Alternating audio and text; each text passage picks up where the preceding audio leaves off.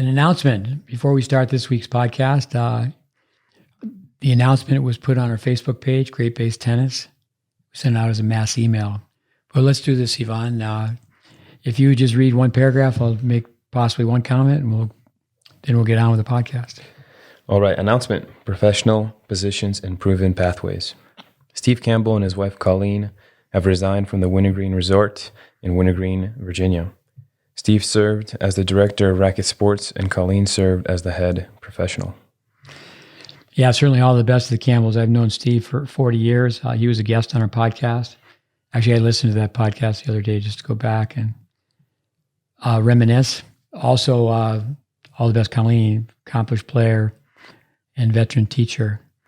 Go to the next paragraph.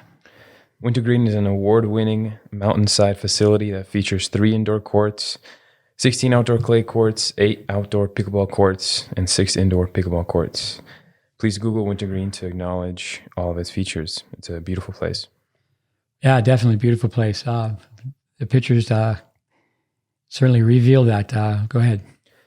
Based on the Campbell's resignation, Steve Smith and Yvonne Ozerets have agreed to spend the upcoming winter months assisting Wintergreen's management team in restructuring their racket sports department.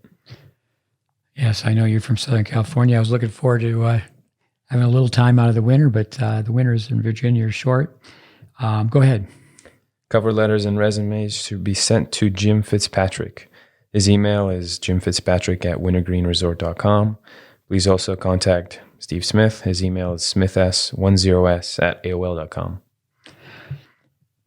Jim Fitzpatrick, good Irish boy. Go ahead. For those that don't know, Jim Fitzpatrick will be acting currently as of, I believe it's November 4th today, as an interim tennis director. For everybody that doesn't know, next paragraph says, titles, job descriptions, and compensation packages have not been set, although one should not hesitate to submit their interest in being part of the unique tennis culture that GreatBase can build at Wintergreen. Yeah, so we're going to keep moving forward on this. So obviously there's going to be professional positions, and we'll talk a little bit about proven pathways. Go ahead. In addition to staff positions, tennis enthusiasts should submit their interest in being part of a vision presented to Wintergreen management by GreatBase Tennis. Go ahead. The plan is to create and design an environment that will provide service, education, and fun for members, guests, and visitors. Yeah, the following part I could perhaps add to a few thoughts, but go ahead, we're almost done. The following positions and pathways are reasons to inquire.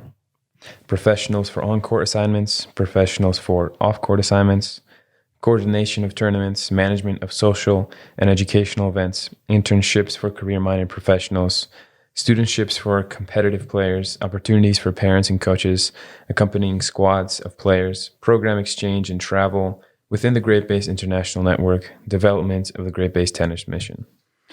Yeah, so many things to think about. We'd love to have people let us know if they're interested in being part of what we do. So yeah, there will be professional positions, but also internships, short-term and long. A student assistantship or a studentship. Obviously, you have some players that possibly could come up, and I know quite a few kids homeschool or do non-traditional scheduling. But maybe there's some creative ways where we can help people out. The one thing about Wintergreen is a beautiful place. There's many things we could say. Well, say, for example, if someone really wanted to get a handle on Vic Braden's contributions to tennis, this would be a good place to come. Or if someone is intrigued by, the way Welby Van Horn taught tennis, all really are mentors. The exchange program and travel, I do think we could have a number of kids that could spend some time here, then they could travel to other places where we've trained tennis teachers. So we have all sorts of resources, contacts. Let's just wrap up this announcement. Go ahead. If one were to successfully complete a long-term internship, job placement is guaranteed. If one were to spend a significant amount of time within the GreatBase curriculum, playing college tennis is guaranteed. If one were to immerse themselves into our free educational content, becoming a competent coach, educated consumer, and a better player are guaranteed. Yeah, so to wrap it up, all the best to Steve Campbell and Colleen, his wife. I've had a lot to do with Steve over the last 40 years, and I'm sure I will be connected to him in the years to come. With but just those things, those three points. If one were to successfully complete our long-term internship, job placement is guaranteed. If someone wanted to be a tennis director, someone wanted to be the head of a federation, if someone wanted to coach college tennis, the education we can provide will stand the test of time. Again, if one were to spend a sufficient amount of time with GreatBase curriculum playing college tennis, that's a guarantee. That's a pretty strong statement. Less than 3% of junior players play college tennis. But if someone really takes a deep dive and is dedicated to what we present, our track record speaks for itself. And then lastly, if one were to immerse themselves into the free educational content, becoming a competent coach, this is really for the parents, an educated consumer, so you're not blindly writing checks. And then another third point is become a better player. Competent coach, educated consumer, better player. Following the GreatBase, those are all guaranteed. But let's get on with our podcast. Welcome to the GreatBase Tennis Podcast. I'm Steve Smith, along with co-host Ivan Ozerets, and we have two oldie goldies on the line, Davey Anderson and Andy Fitzell. How you doing, guys? I'm not old. Come on. Doing well, thanks. Everything's good here, yeah. With old, I mean, you do have that distinguished look of gray hair. That's true. At least you have hair. I do have hair. You do have hair. I do have hair, yes. With, rubbing it in. Yeah.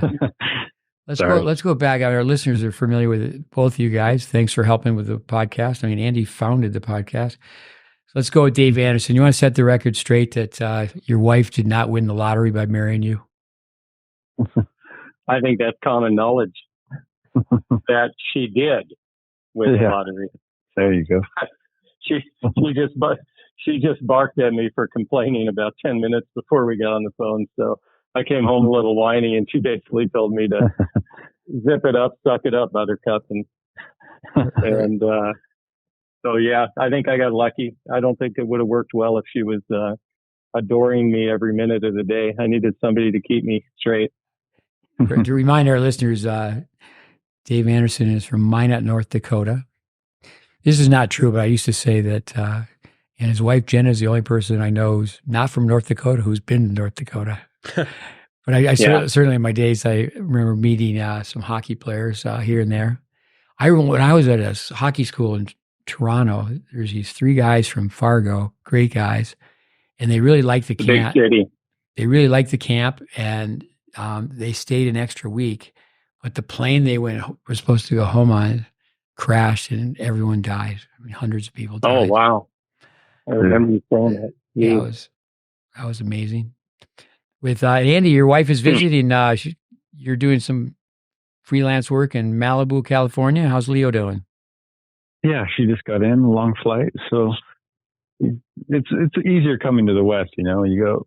When you have to go east, it's tougher, I think. So when you come this way, you're up at 2-3 a.m. and ready to take the world on. But we'll talk tennis, Ivan. We're talking to two guys that married way over their head. We got that in last time Andy was on.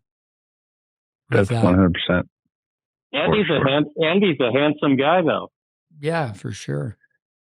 With someone who loves tennis so much, and no one loves tennis more than Omar Alvarez. He has to talk about Rafa Nadal. We actually have a cup that Omar donated to the podcast. It's on the table. There's been so many tributes to Rafa. Let's talk a little bit about Rafa. Why don't you read some stats to get us going, Ivan? Sure. 23 years on tour. Only player to be world number one in 3 separate decades. His win-loss ratio is 1,080 wins to 227 losses, and 82.6% win-loss ratio. Unbeaten on clay in 2006, 2010. Lost only once in 2007, 8, 12, 17, and 18. And lost just twice, again on clay, 2005, 9, 11, 13, 22.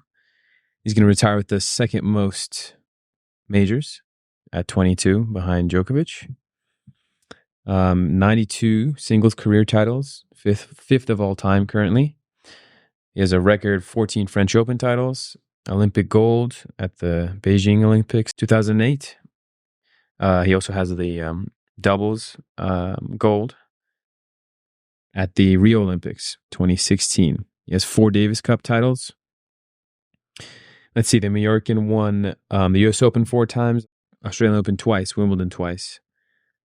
He completed, the youngest player actually to complete the career Golden Slam at age of 24. So that's all the majors won, not in one calendar year, but overall, and the Olympic gold.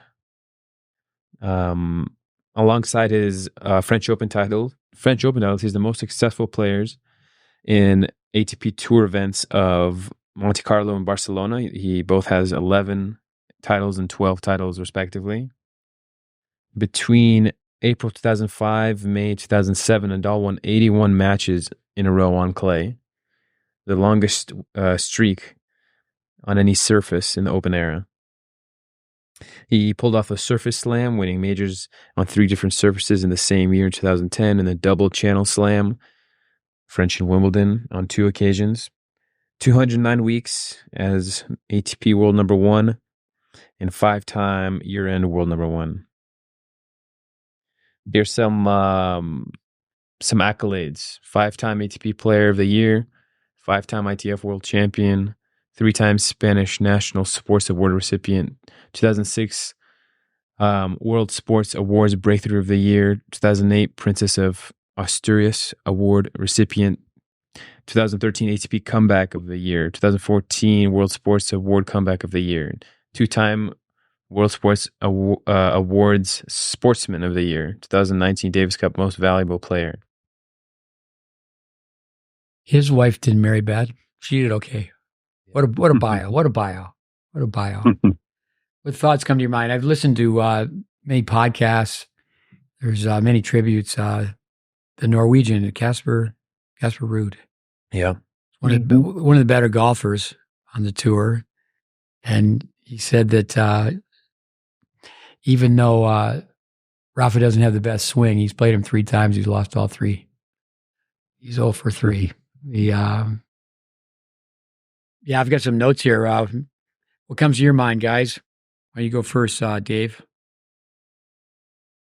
I was after his announcement of his retiring, and a lot of stuff came out on internet, obviously, and that some interesting things on Instagram. And there was a post with him and Uncle Tony, and and basically it's a tribute to Rafa's heart and guts. And it was Uncle Tony quoted as saying, since 2005, Rafa was unable really to finish about 90% of his training sessions due to pain. And, the early years where they wondered if his body was mechanically going to be able to hold up even on the tour. I just think it's just a testimony to his career that, that quote, because he just endured. I found myself today coaching a couple of young girls, very good players, but one of them was down 5-1, and I said, you got to be like Rafa, because I remember one of the tour players saying you can be up 6-0, 5-0, 40 love on Rafa, and if you lose the next point, you feel like you're actually behind. And I think tennis is going to miss him. I think there was an innocence about just the way he competed that sometimes you don't always see in pro sport. And but that's what initially comes to my mind with Rafa Nadal. When you think of 14 French Opens, it's he's bigger than the New York Yankees. He's bigger than the Montreal Canadiens. That's a record. I don't you hear about records that will never be broken. His body, you think of American football back in the day when there was two backs in the backfield, the fullback and the tailback. The fullback was the one who went up the middle. And for the longest time, people didn't think that he would last as long as he did. But yeah, he certainly fought back from injuries, and amazing. Andy, go ahead. No, I just, listening to everything he's accomplished in the sport, absolute legend. But yeah, what an ambassador for the sport as well. Lucky to see him play live and be at interviews and be around him quite a bit on tour. and he's just well liked by everybody. I mean, everybody's going to miss him. I just think, yeah, it's going to be tough to replace him as a tennis player. The other thing I was just thinking about is he's a natural right-hander. So everything that he's accomplished, he did it with not his natural hand, which is also. I heard recently that it wasn't a quote, but I read where Rafa said that was a myth, that he really wasn't. But he did play two hands on both sides. So but he is left-handed. Yeah. So I mean, it'd be great to interview him and ask him that question. But he played two hands on both sides, and he played a two-handed forehand. I think he was 11, almost 12 years old. First time I saw him play live was Federer wasn't feeling very well. I was in Miami, and Rafa won.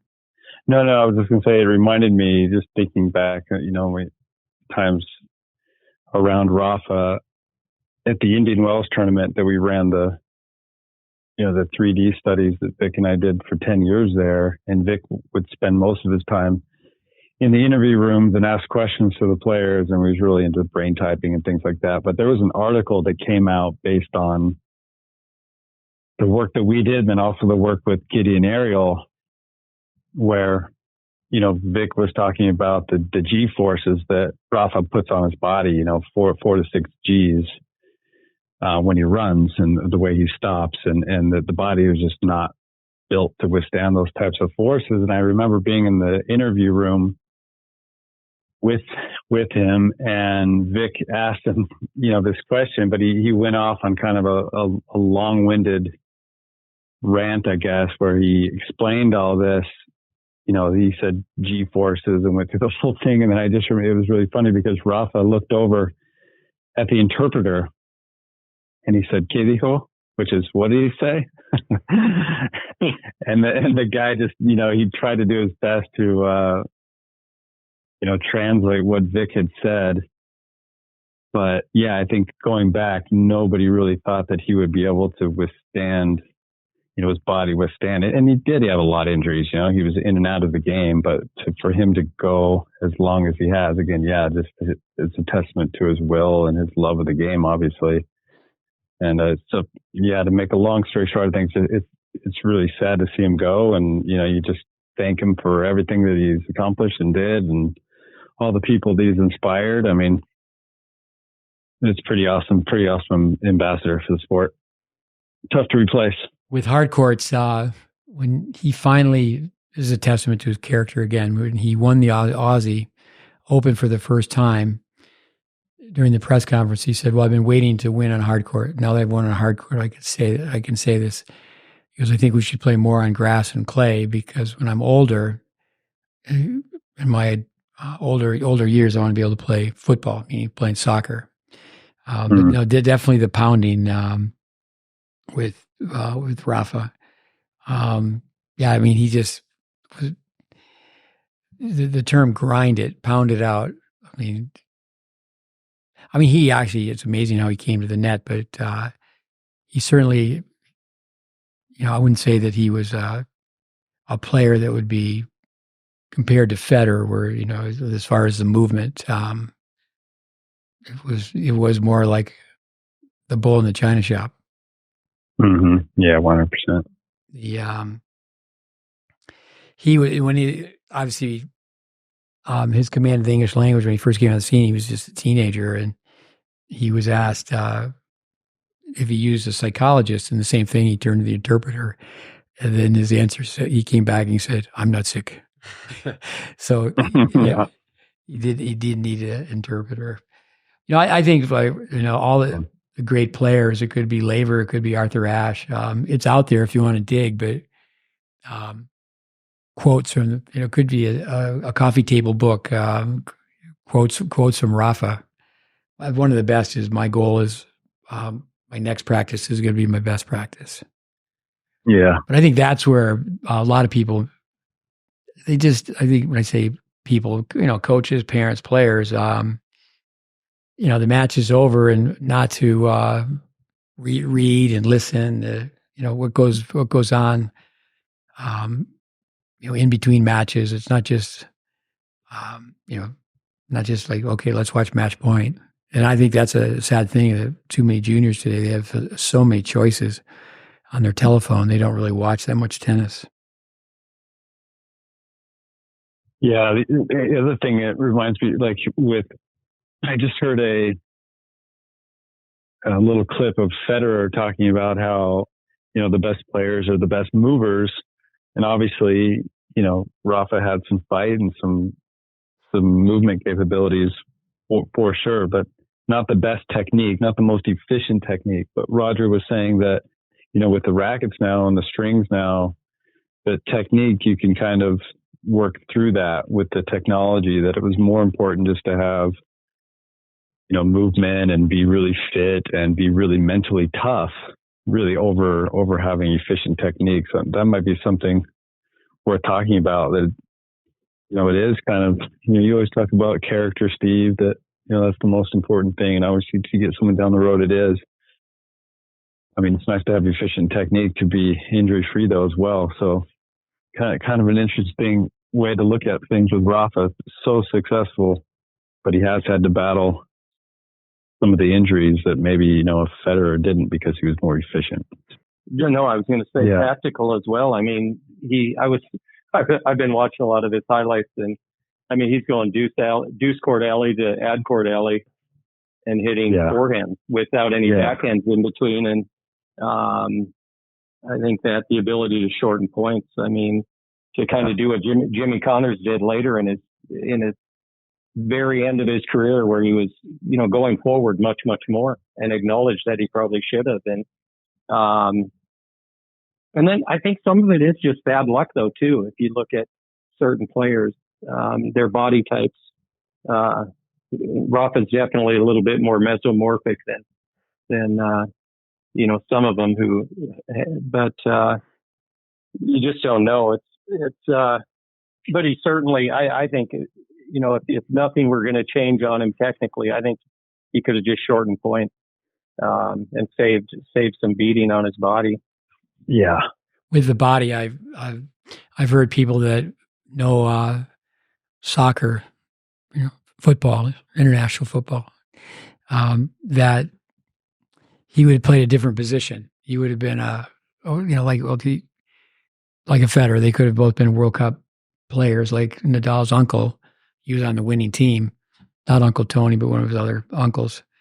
That different Miguel. Different players play different positions. More like kind of like a hockey. Who's a defenseman, who's a forward. But in the end, I mean, he could have played anywhere from the goal out. But Braden had the line. So many, if you're playing somebody that can hit topspin on the forehand side, topspin on the backhand side, you will lose. And that thing, spin wins. I think people miss out on the trajectory, the height, the depth, the shot tolerance. American kid who has the challenge of playing predominantly on hard court. You can be on a hard court, and just like talking to one of your kids today, David, say, just play this like you're just a human backboard. You're a wall. I mean, the term pusher, that comes up, and say, well, you could go back to Borg or then Nadal. I don't like it when juniors use the term pusher. I mean, defensive specialist.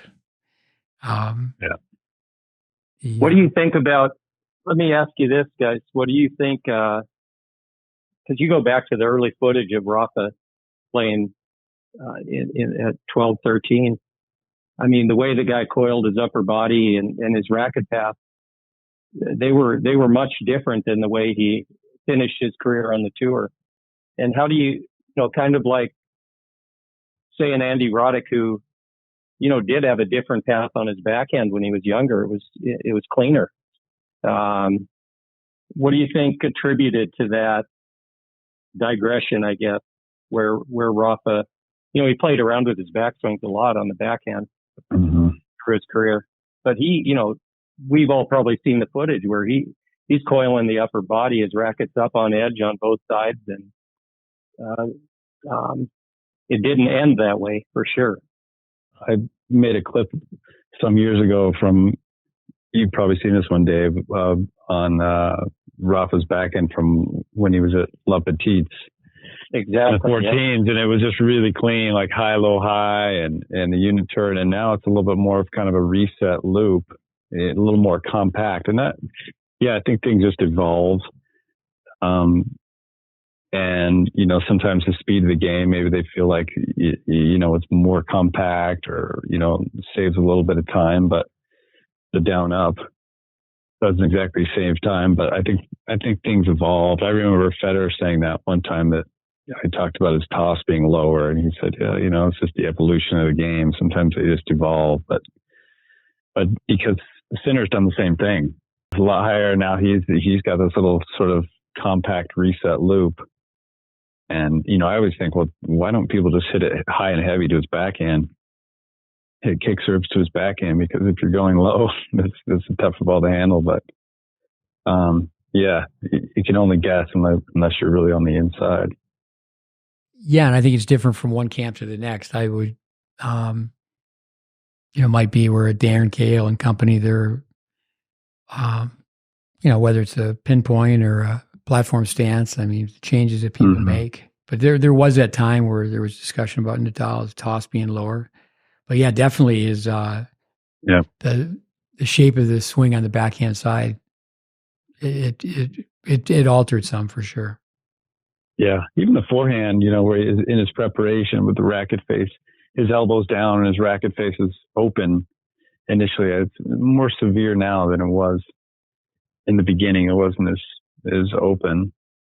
But, it's like how many repetitions has he done? And he can make it work. And it's unfortunate that kids might try to copy those kind of nuances when they don't really understand that, it is just a nuance, or maybe it's actually not efficient.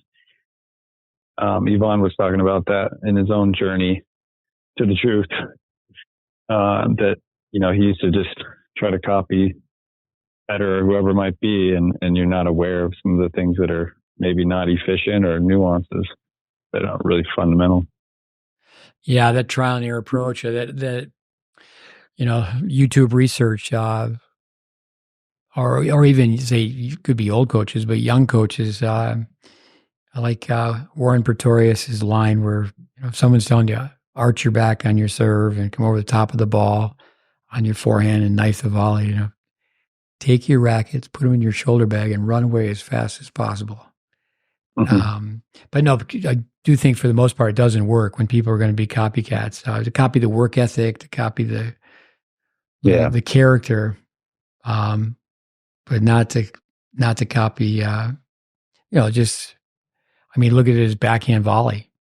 He does close in, and McEnroe at one point, or for some time, says best volleyer in tennis. But yeah, I think he puts himself in the best position to volley, and puts his opponent in the worst position to pass. He really works the point, gets the opponent out of the court.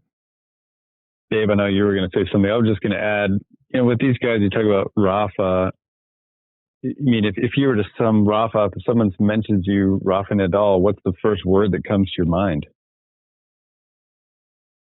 Me? Fight. Yeah, just anybody. Any you got it. What's the first word? I know for me, if someone says Rafa, maybe the first word is just warrior.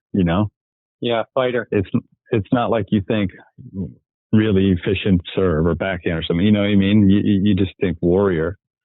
Yeah. So that's more of the mentality, the mental side, the character side of Rafa, the physicality versus, his technical skills. Tennis's version of Rocky Balboa. From Spanish training, struggling. Suffering. We have suffering. Yeah, we have some notes here from, some quotes from Uncle Tony. Yeah, the word success, 3-letter S's: sacrifice, suffer, and struggle. And those are lessons that you read about all the time. We're going to interview Jeff Moore in an upcoming podcast, and about halfway through his book, and talks about the youth of America today, where what are they capable of enduring? In the 90s, the self-esteem, everybody's a winner. Let's not keep score. let's not mark papers with red pen. And I think the family, a soccer family from the island, they're not from the mainland, and they turned the federation down. They did it on their own. That's another great part of the story. Throw this out, the 12 and under championship. So when Rafa wins the 12 and unders, there's a party, and Uncle Tony, he ruins the party. He says he reads the name of the past 25 12 and under champions in Spain. And only two or three names were recognized. In other words, two or three names for that 25 went on and had a career in pro tennis. Were well known in Spain or perhaps worldwide, became a household name. And then so what he deadpanned and said, let's just have a nice dinner. There's nothing to celebrate. I mean, there's just so many examples of where Uncle Tony shines through with that. Yeah. Another crazy fact, and I don't think it's a myth, is that he's never broken a racket. That's an amazing stat. The grandfather, so much respect from the grandfather is what I've read, where, a famous hockey mind player, GM, coach, I guess everything, Milt Schmidt, he said about Bobby Orr, he said, I'd like to just thank the good Lord that I lived on this earth where I could watch Bobby Orr. That's not verbatim, but that's pretty much what people should be saying about Rafa, to have lived and watched him play. I like the Federer story where they asked Federer if he had three wishes. Smart guy. First wish, he said, I wish Rafa chose soccer. And then the second was, he said, I wish I had a Wawrinka backhand. And then being a smart guy, the third wish is he said, well, I'll save my third wish. But, they think also, too, is the soccer mentality. It was after the 2008 Wimbledon, famous Wimbledon, where it was like they were almost, if you're watching it on the TV, it was like they were almost playing in the dark. The sun was setting, and so Rafa wins that match, and there's so much been written and captured with that match. I mean, there's been books written and documentaries, but he was asked if he was going to go to the World Cup, and he said he didn't think so. But what they finally did in the end is they chartered a plane, and Spain won. It was played in South Africa, so he's asked. He's always so humble, and he's asked, well, this is just like Wimbledon. And he's in the locker room of the championship Spanish team. He said, no. He goes, in all due respect to Wimbledon, tennis is not as big as soccer. And he just said the World Cup is the World Cup. So, I mean, to grow up, with, and Uncle Tony, he like Judy Murray up in Scotland back in the day. Judy Murray would go from Scotland to England, and she didn't do that well against the British players. But people didn't travel so much. But Uncle Tony, he became one of the best players, if not the best player on the island at one point. And as the story goes, he didn't do that well when he went to the mainland. But I do think that same thing with Andy Murray, that we're going to prove them wrong. That we're going to be able to stay out here on the island, and we don't need to go, train in the big cities and deal with the federation. We're just going to do it on our own. Mm-hmm. What do you think? Well, Steve, Andy, I was going to say, you actually quoted one of the stories or referenced one of the stories from, I think if anybody listening works with junior players, or if you're a parent of a junior player, you should get online and try to track down the book, The World of Rafa Nadal. It can be read literally in one night, and it's filled with nothing but, it's divided into several categories: attitude, character, and it simply gives a story like the one you referenced. Mm-hmm. And then a life lesson on the next page. The guy who was with Babolat, Luke, I forget his name, was the one who wrote the book. But the entire book is nothing but stories like that with an incredibly valuable lesson. And, I try to buy as many copies as I can and then just lend them out, hoping they come back. But it's like, it's like Tennis 2000. It's one. Yeah.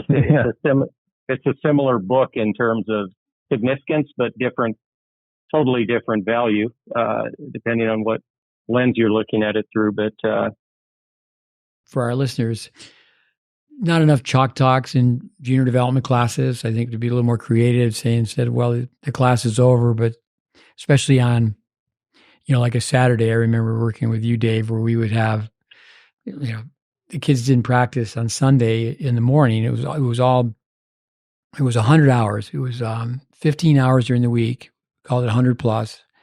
It was 15 hours on the weekday, so 5 times 3. Then Saturday we would go 10.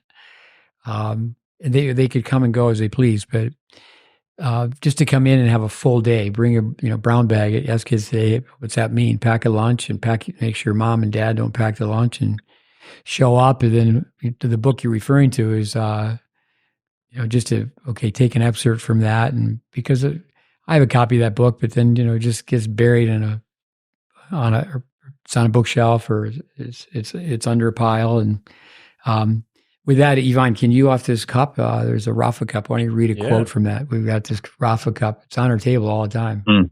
From Omar Alvarez. Competing or just for fun, whatever. Simply enjoy and try your best. He was better than me tonight, and that's the sport. The only way of finding a solution is to fight back, to move, to run, and to control that pressure. Oh, here's my favorite. Losing is not my enemy. Fear of losing is my enemy. Honestly, I don't remember ever playing without pain. You need to learn to live with it. I always work with a goal, and the goal is to improve as a player and a person. Yeah. Here's a story for Uncle Tony. So Rafa shows up at Disney. Not sure it was Disneyland, Disney World, doesn't matter. So as a VIP, young Rafa was given a pass to cut in front of all the lines. And Tony stated that his nephew would wait in line. The Disney officials insisted that he'd be able to cut line, informed Uncle Tony and Rafa that it was a new policy, that you could pay more money and you could cut line. And so in front of all the dignitaries with Disney, Uncle Tony proceeded to say, I think that's a terrible policy. My nephew will wait in line. And, just out of principle, he's like, okay, I'm not worried about making the people uncomfortable at Disney. He's like, no, he's not going to cut line. He's going to wait in line. And, that's just, anytime you listen to, Uncle Tony or Rafa being interviewed, I know they have that large commercial academy. It's just huge. And now they're all over the United States now. And that's, obviously there's a positive that, but my wish list would be that instead of having a large commercial academy that, Uncle Tony could travel around the world and meet with tennis parents. Just the story of, okay, tell us, how did this work? How did he become such a great player? Yeah. I've got another one here. Chris Fowler, the ESPN commentator. He's on an airplane coming back from Australia, so it's a long flight. And he's in first class, but in the very first row of coach, he sees Rafa. And Rafa's got a headset on, and he's listening to music. And Fowler asks him the first time, he says, what are you doing sitting in coach? Why aren't you in first class? And then he didn't understand the question, and he had him repeat the question. So Fowler asked a second time, why are you sitting in coach? And Rafa just looked at him and said, the music sounds the same in every seat. Mm-hmm. I mean, those are just the stories. I was read that he bought an old, and by this time he's very wealthy, but he they have a compound. I mean, they were a wealthy family. You wouldn't know it. In other words, say that properly. He wasn't spoiled. He wasn't a spoiled kid. You wouldn't have thought that he came from wealth. But they had a large compound, and So he buys an old beat up car. And his mother said, he didn't get a license till he was almost 20. So his mother said, "Why did you buy that car?" He said, "Well, I'm not sure how you would say it in Spanish, Andy, but well, if I get an fender bender, I don't want to do it with a really nice car." So, Yeah. So the logic. Yeah. Practical. Another story, Canadian Open. We have over 15 years of daily content on Facebook. I understand Facebook's not correct, Yvonne. It's not as popular as it once was. No, not at all. It's dead in the water. But at the Canadian Open, Rafa played doubles with Novak, and they very seldom played doubles. And he had a watch that was worth as much as a massive estate, a major home. And it went missing, the watch. And Rafa thought that Novak, the prankster, was hiding it. And then Novak said, no, I'm not. I didn't touch it. So anyway, they played the match and they look and they look and they look and they couldn't find the watch. And Uncle Tony said, no one should ever have a watch that costs that much. And of course, if you know what's going on, is Rafa, not only is he wearing an expensive watch, he's getting paid a lot of money to wear that watch. So it was Carl Hale at Canadian Open. So Carl, they look and look and look and they don't find it. So the next day, Carl gets a phone call from Rafa, and Carl's saying, "Oh no, they're going to get a police report. It could be the biggest headline of the tournament." And Rafa's, Carl's just hanging on the phone nervously. Rafa said, "Hey, Carl, can you set us up with 9 holes of golf after I get done practicing today?" Because it was an off day for him. And it was never mentioned. Yeah. It was never mentioned again. Yeah. Never mentioned again. Yeah. So I think, I like the idea that you never broke a racket. How about you guys? I broke a couple of rackets. You ever break a racket? I bet you never broke a racket, Yvonne. No, I've broken some grips all sweaty. You take a serve and it just hits the ground. I think I've broken a couple of rackets like that. Dave, have you ever broken a racket over a junior's head? Yeah. I think I've come close. Actually, just a few hours ago, and that's when my wife had to tell me to suck it up, Buttercup. But Rafa, he didn't grow up with the head, the red head, the head professional, the old aluminum one that you could hammer as hard as you wanted around the net posts.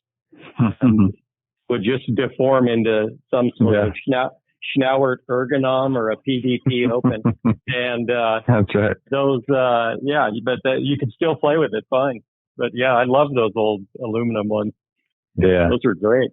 Prince Pro or something. I went through the Spanish training program, Naples, Florida, 2 different times. I could say, I guess I went through it 2.5 because the USPTA had a shorter version. And Emilio Sanchez, he was amazing. He coached the Davis Cup team. He coached the Olympic team. So he spent so much time with Nadal. And one story he told, it's Uncle Tony's story but I heard it from Emilio Sanchez, that, he was playing a match that he really wanted to win as a young kid. And Uncle Tony said, "I want you to serve and volley every ball." And of course, he wasn't a serve and volleyer at that young age. And that was not obviously his game throughout his career. So, he looked over at Uncle Tony a few times, but he played the entire match and he lost. But he served and volleyed first and second balls. And then on the car ride back, he was told by his uncle, "Today you were a champion. You did what you were told. Now you can be trusted." So I just think there's so many. That's where the book's written on Nadal. There's a story where he's eating the chocolate croissants, and somebody said, "Don't you think we should tell him to stop eating the chocolate croissants?" And Uncle Tony said, No, let him get sick. It'll be a better lesson. Let me ask you guys this question about that, Steve, because when Rafa, came onto the scene and captured the French, and your gut feel, if going back to what you felt at that time, did you guys think he was probably a one-trick pony in terms of surface, even though it was obvious he was going to be legitimate on that? Or was your gut reaction that, this guy would probably conquer all the surfaces to some degree and make his mark that way? What was your initial gut? When I first saw him play, just like when you watch anybody, you can see things that they, better math where they could be more efficient. But by no means did I think that, this young guy's going to go on and win 14 French Opens. I heard Andy Roddick say on one of his recent podcasts that he had beaten Nadal fairly easy on hard court, and then he had to play him on clay.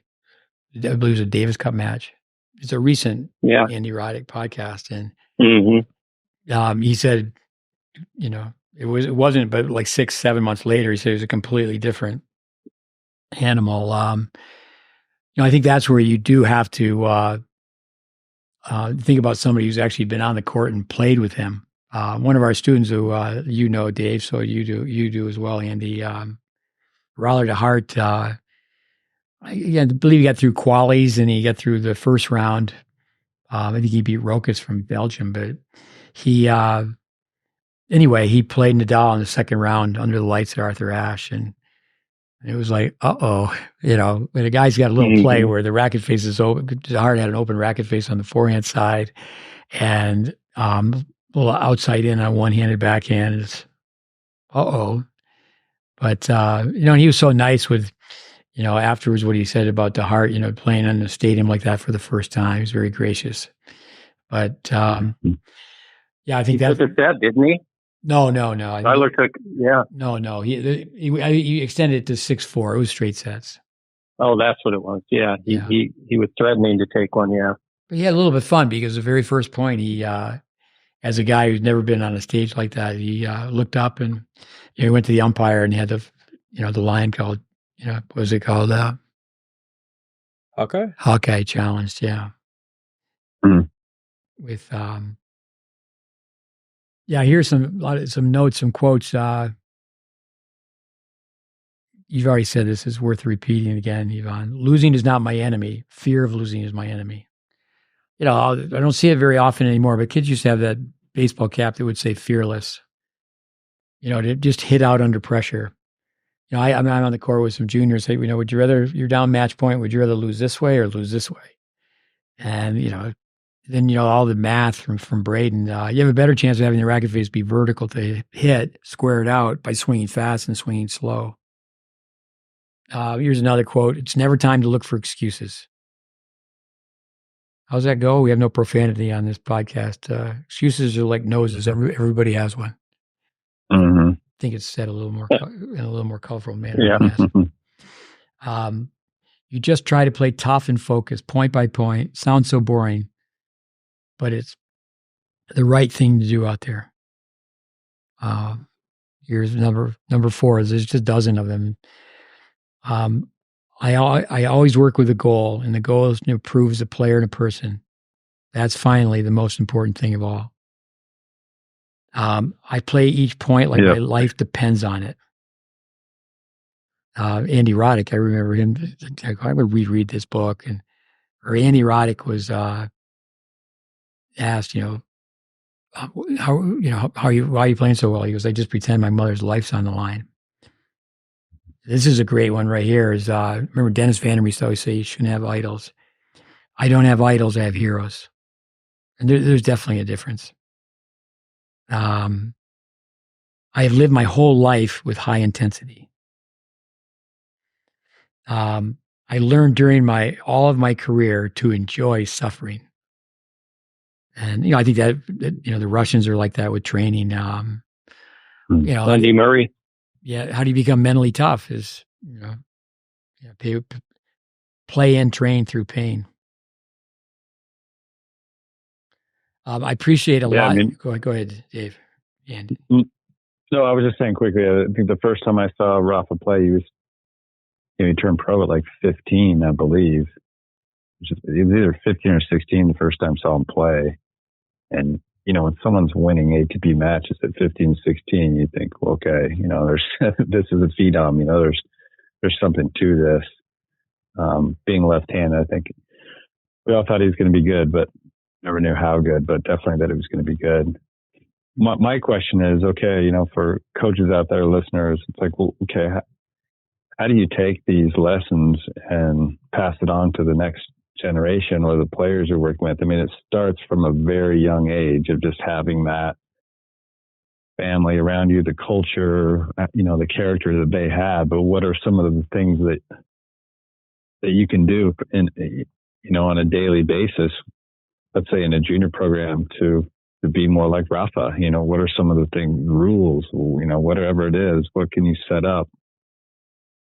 I visited Dave's program many times out in Dallas. And what's the name of that street where the kids run? The Harper. The Harper. And, the parents, there was, I understand kids have homework and what have you, but I know you've changed it back and forth many times to try to improve it, tweak it. But the parents or the players, there's a decision made somewhere where some of the kids were, I can't go to the run tonight. And, I don't think a Rafa Nadal would have ever missed one of the Harper runs that you have. One year at the Orange Bowl, this is one for the listeners. I was there one year. I've been in the Orange Bowl so many times. I saw McEnroe play in the Orange Bowl. But I remember watching Wielander play, and I'm thinking, I can't wait to go back the next year and watch this kid play again. And then when I went there, he wasn't there. And I think that's what a lot of people need to realize. Junior tennis is junior tennis. The economy in Spain has been up and down, I think down more than up. And at one point, they had 48 futures. So the juniors were staying home and playing. Andy, you and I worked with Ram Ramanathan a little bit. He won the Nationals in India at 14, and then he went to Barcelona, and never played another junior tournament. And then his first year playing the Spanish circuit, he didn't win one match. But yeah, there's just so many different levels of play, and that's where when you go to a junior tournament, like my son Connor, he became a very good junior. He was ranked 2 in the U.S., but that doesn't mean he was 2 in the U.S. because there's some kids that weren't playing juniors. I was talking to Rob Krychek today about his son, and he's playing with Carmel, Indiana, Illinois. Help me out. Famous Indian player, Indian American. Rajiv Ram. Yeah, Rajiv Ram. Senior moment. So with, I never coached Rajiv Ram for a second, but I was with this young kid, Blake Wilmarth, who was at the 14s. This guy, he played so well in the 14s. He was serving volleying. He was a Sampras clone at 14. He was serving volleying. As I coach, does anybody see what this kid's doing? And, so that's where, at that time, I was with Blake was number 1 junior from the Midwest, but Rajiv Ram, this was 14s. Rajiv Ram was, he wasn't, I don't think he was even ranked in the 14s. If he wasn't, those kids, some kids get so good, that they're not playing their own age group. That's another, people will hear that and go, well, no, you need to totally dominate. But also then you need to go back. So people hear that story, go, well, I need to play up. But no, Rajiv Ram was playing up, but he went back and, he just came and schooled people, at the 14s. Here's one. I appreciate a lot in life, the things you cannot buy. Life is only once.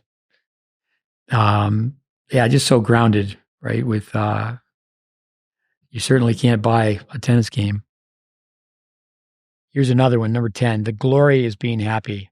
The glory is not winning here or there. The glory is in practicing, enjoying every day, enjoying hard work, and trying to get better than before. Yeah.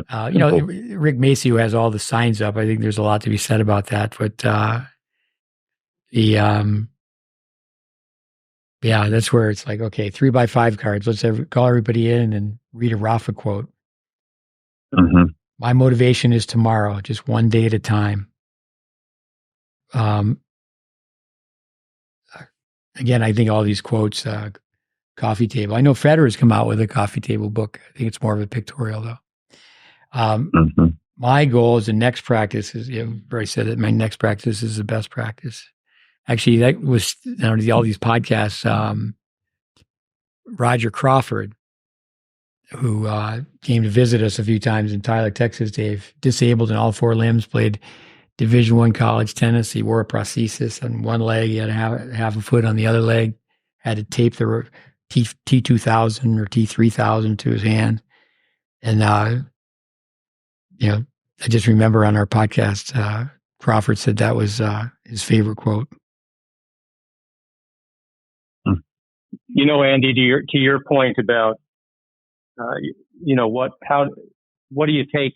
What's some takeaways for people to, what can we learn from Rafa? Everything that we're talking about, and then how can people instill it? And I mean, to me, I don't think it can happen inside of a program's culture or maybe the parents or the coach of the kid without the kind of struggle and the kind of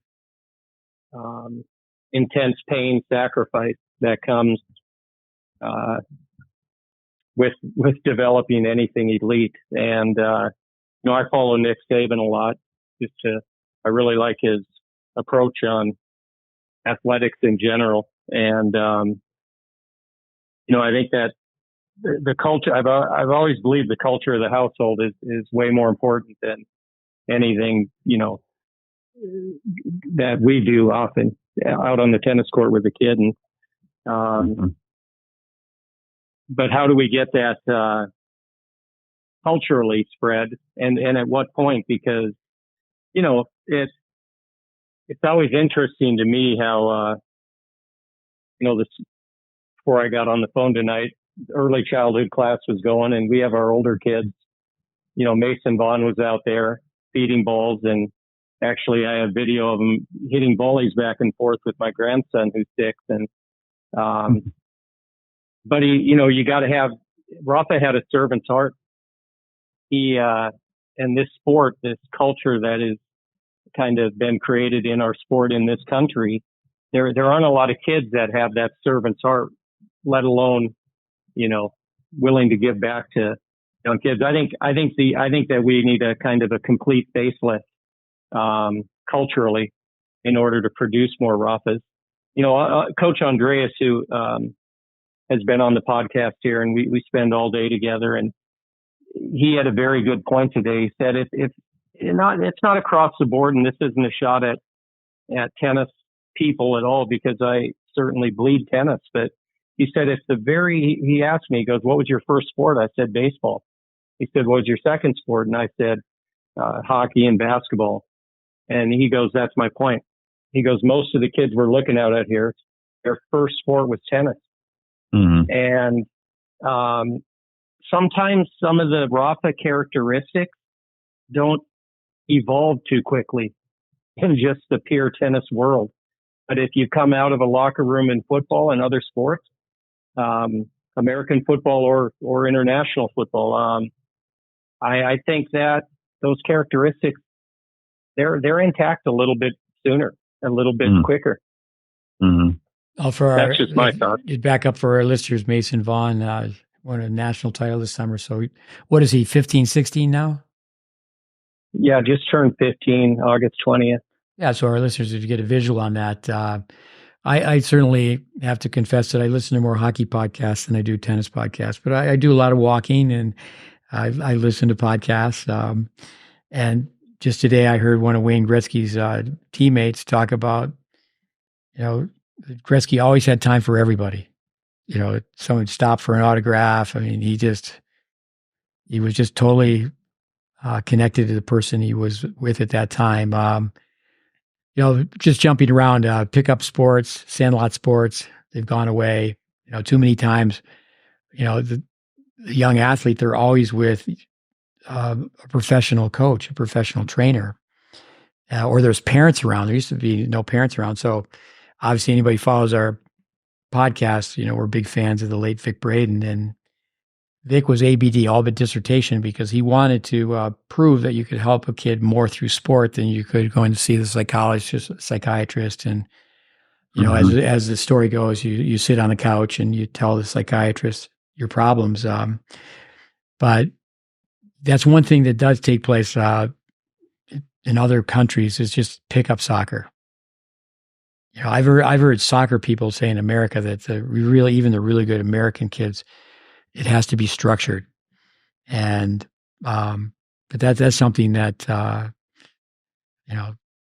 certainly I've tried to do that over the years. Is we had a good stretch in Tampa, Florida, where every day the whole program played some soccer. It might have been 15, 20 minutes. And of course, people have to understand that was mostly,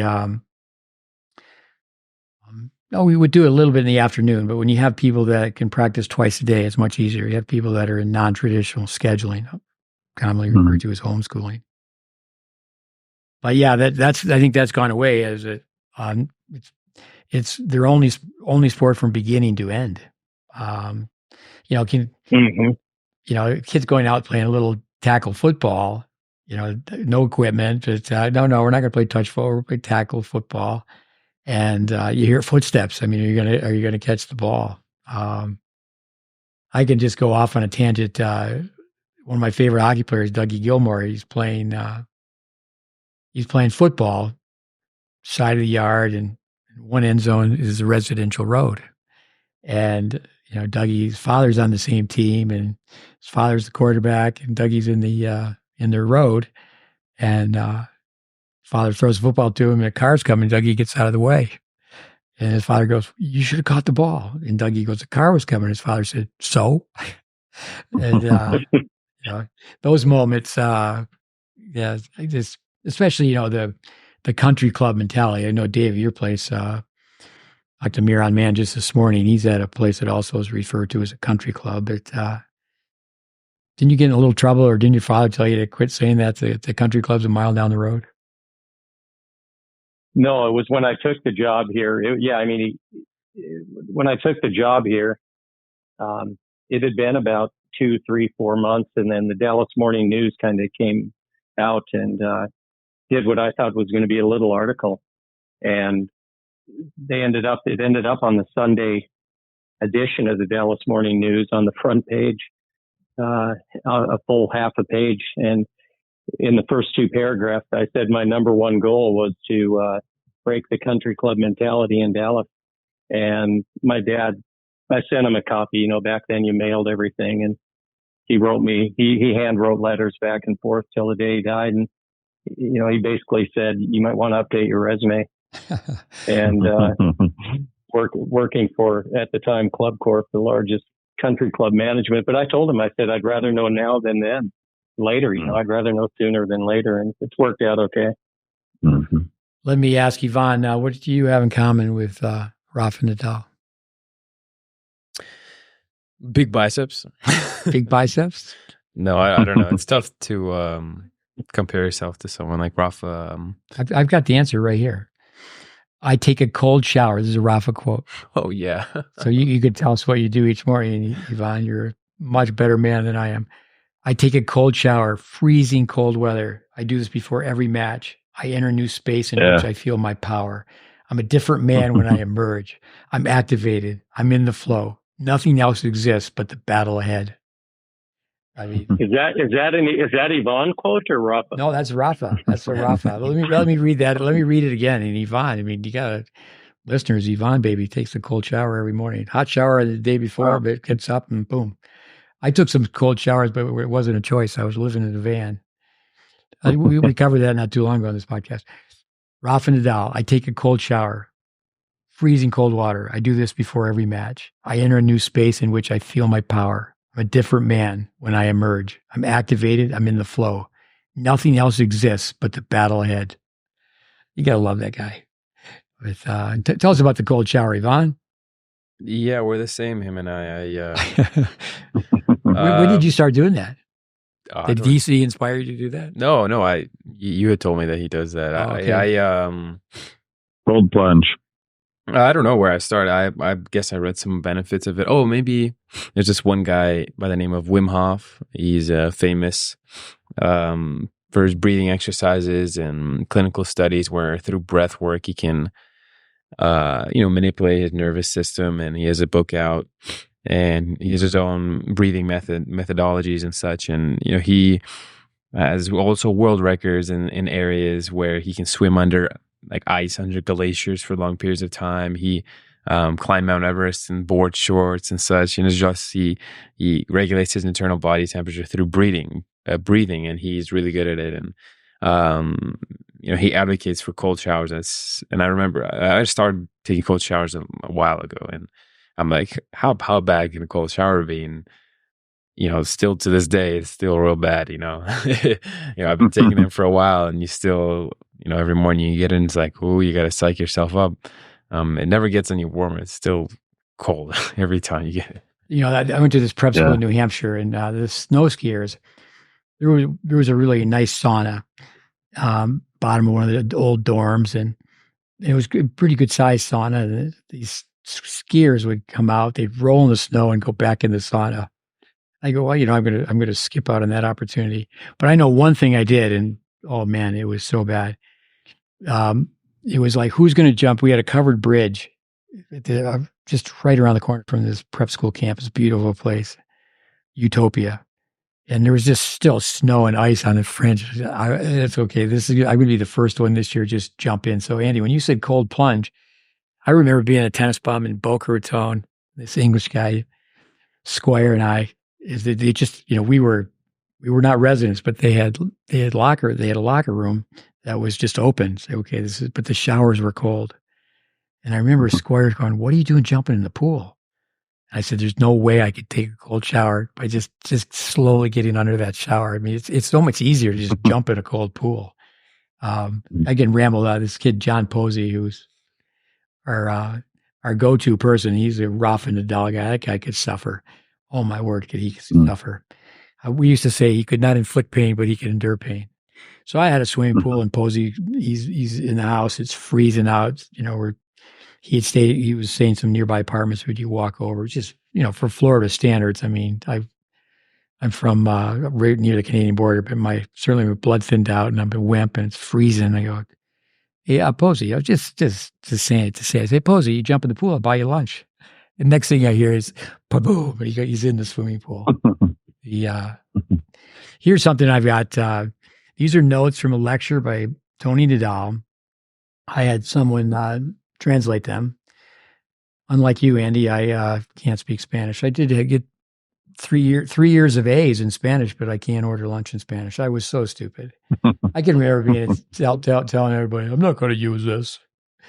Little did I know that my world would expand beyond little upstate New York. So these are from Uncle Tony.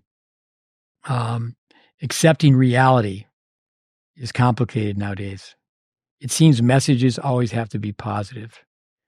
I think it's not a good principle to always be positive. Knowing you are not good, that's the first step. That's the first step in reaching your goals. So when you listen to Rafa, for example, and if you can't speak Spanish, you don't really get to listen to Rafa unless you can speak Spanish and understand what he's saying in his native tongue. So this is actually a longtime tennis parent whose son has gone on to be a really, really good player, did this for me. Play every point as if it were your last. Play, and this has been said already, but this is from Uncle Tony, lecturing on tennis to parents. Play like your life depends on it. Be more competitive than your opponent. I'll stop there for a second. There's a famous story where Uncle Tony is with Rafa, and he's talking to him about Federer. He goes, "Well, his serve is better. His forehand's better. His backhand's better. He volleys better. He moves better." And then Rafa smiles. He goes, "This is not very good. This does not sound very good for me." And he goes, "Yes," and that's this quote, "but you can be more competitive than your opponent. Always believe you have a chance to win. Obtaining goals," this is fantastic. "Obtaining goals is all about character. Shaping character is more important." You said this earlier, Andy. We can stop on this one for a second. "Shaping character is more important than technical development." You guys want to comment on that? How about the guy who takes cold showers? We should just sound these other guys out. If Anderson and Fitzell, they're not tough enough to take cold showers. No, I'm just teasing. I think it starts in the home, where it's like the parents, especially if they're going to raise an athlete, you have to have that culture set up from day one, whatever it is, 3, 4, 5 years old, you have to decide what kind of athlete you're going to raise. You have to start implementing those habits and those, are you going to pull your kid off the court if he's acting out or in a way that's not acceptable? Are you going to be the parent that's going to go, okay, hey, you're 8 years old and we're taking you off the court, for example? So it does start with the parents at home. And then obviously you have to be in a program that has, or have a coach that has, those principles set up as well. Develop over time. When you get somebody who's 18, 19, 20 years old and they already have, they're stuck in their ways and their habits, it's tough to change that. Yeah. I think back to things. I mean, I know Rafa's been around a while, but it was 40 years ago, roughly, that I heard you say, to 100 of us, if you can't teach character, you're really not going to be able to coach tennis. And, the character to me of the attitude of the household, which I expressed earlier, being so critical. And then I think Andy just hit on it with the culture of the program, being one where character is first and foremost. And, the character of the coach. And I'm not by any means sitting here saying that I have it, but, I think it's got to be, it can't be hypocritical, right? To me, gotta live it. Yeah, you got to live it, and your life has to be synced up on and off the court. And I think I'm not gonna, when you look at a USPTA convention and seminars are empty and the golf course is full, and then we're wondering what's wrong with tennis. And so it's the same thing, right? You used the words a while back, Steve, when we were doing the episode with Clayton, that you and David Stanley formed a partnership. And, I kind of just in my years called that the three-legged stool, the player, parent, and coach, and or parents. And it's more challenging today because I think the lanes often get crossed into, even sometimes from a coach, maybe assuming too much of a parental duty and parents assuming too much of a coach duty. And it's a very difficult thing. But I think what made it very feasible for Rafa is the fact that they had a living situation really is similar to what I'm standing in right now, in that my grandkids are here, my daughter and her husband are here, and then my wife and I are upstairs. And I think that when you have that kind of village right within your house raising children, I think it's a little bit, you get a little bit of a head start in character development. Oh, that's great. You can do that.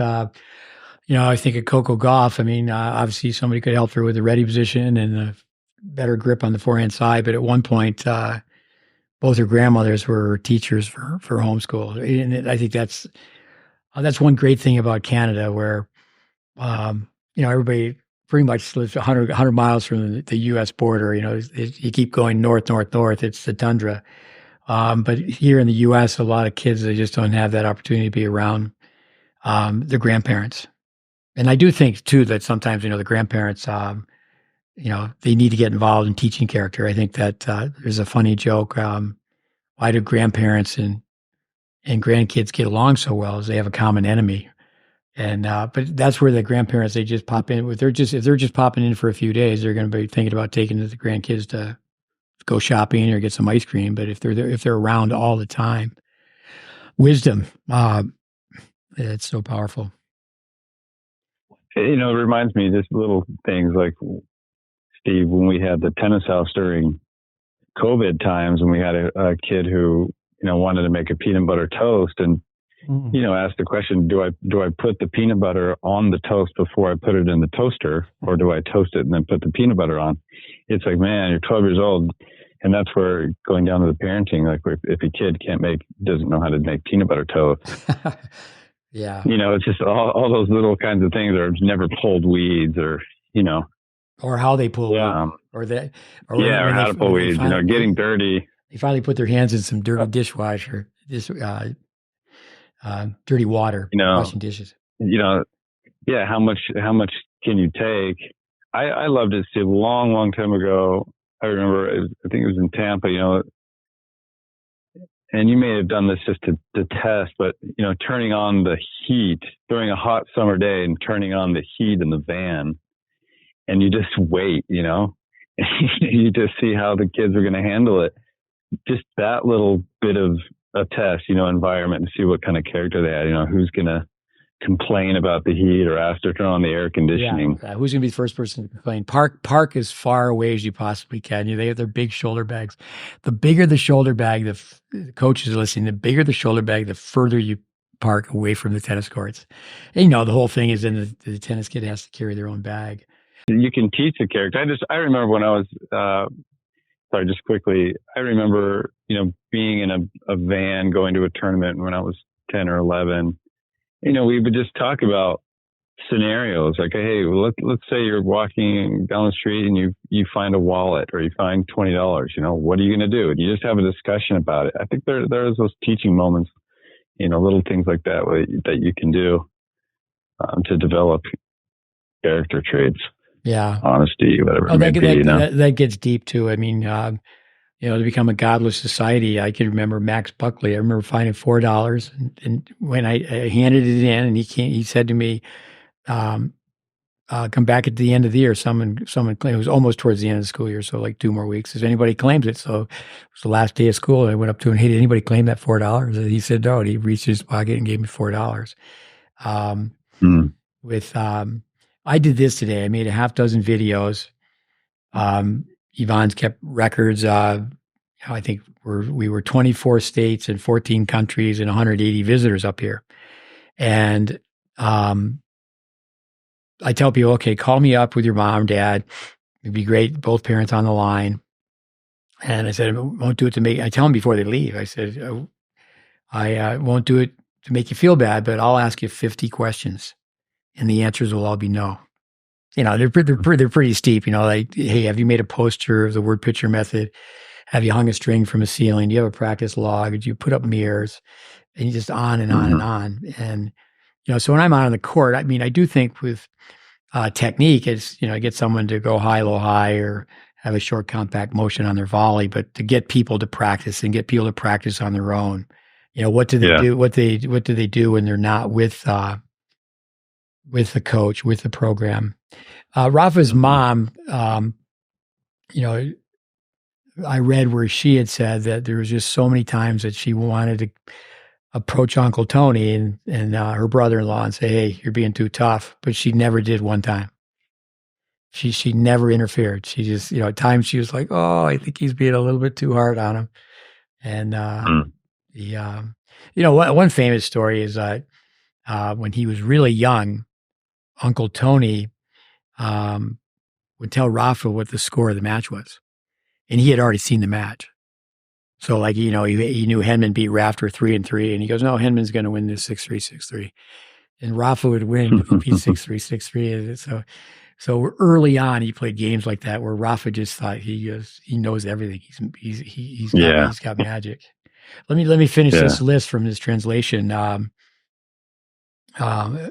I ended with shaping character is more important than technical development. So from Uncle Tony, what the teacher teaches is not always what the student learns. It's very hard to progress, to improve without a good sense of self-criticism. People really need to be their own self-critic. I mean, I have kids chant it all the time. Just say, "I love criticism." And, there's someone who's, some parent or some visiting coach say, shouldn't they say, "I love constructive criticism"? And I go, no, don't. Just, I love criticism. I was, I think with you, Andy, where a parent had said, can you give my kids some more positive feedback? I just looked at it. You're in the wrong place. You're in the wrong place. I tell people there is no positive, there is no negative. There's a story where a kid was at a tournament and he wasn't behaving too well. It was one of these ITA, Intercollegiate Tennis Association. Dad calls me up, So I get on the phone and I know 3 other people. I mean, I knew the person running the tournament. So, so then 24 hours goes by.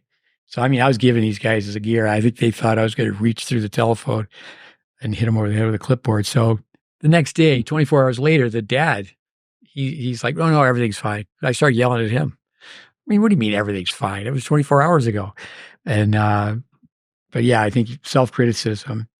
And I think parents really struggle with that. Really struggle with that. There's a book I referred to from Jeff Moore is that, again, self-esteem in the 90s. You're great. I think there's too much edifying. You're great. I'm great. Aren't we great? So more from the translation from Tony. I always made sure that there was no excuses. I love that. I stole that, put it on a T-shirt from the Tampa Bay Lightning the year they won the Stanley Cup. No excuses, no complaints. I encourage the ability to endure. It goes on, the ability to endure is decisive in life. This is something I've said for a long time, Uncle Tony. I've always said the worse the balls, the better the program.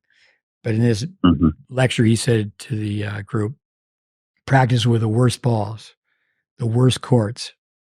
I remember going through the Spanish program, and Emilio Sanchez says, make sure you take your kids to a parking lot. And they got to hit over bags. They got to hit over strings. You don't need a tennis court to practice. Don't you think though that, and again, I was going to bring this up earlier, because you hear some of these quotes now and the principles that built Rafa Nadal, and I understand it's a totally different venture that they established, but it's in direct conflict with the just mega facility they built in regard to the academy and what they've done actually with Rafa's name on the academies. I mean, the place is, I've never been there, but I've had players go there and seen the videos and watch the documentary. And, for Uncle Tony to be present there and have that incredible space and state of the art everything, it kind of is, again, to use that word, hypocritical of the exact stuff that he said he built Rafa on. Yeah, no, I've had at least 2 coaches work at the